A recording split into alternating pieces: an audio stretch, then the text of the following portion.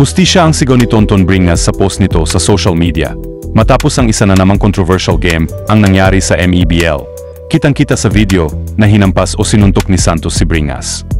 Oh, and all said and done, it's really experienced. Oh, that Arwind and Ton Bringas been going at it.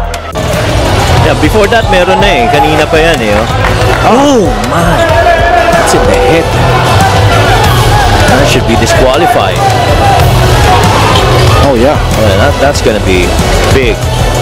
I wouldn't be surprised. Ayon sa post ay lubhang tinamaan sa mata si Bringas.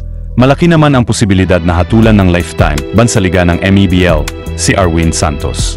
Hindi ito ang unang insidente na nangyari ito sa MEBL.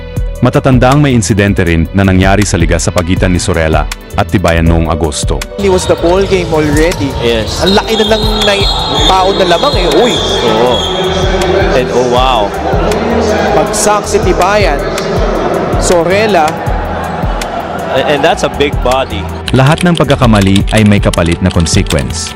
Sa tingin ninyo anong aksyon ang dapat gawin ng MEBL at maging ng kinaukulan sa insidenteng nangyari?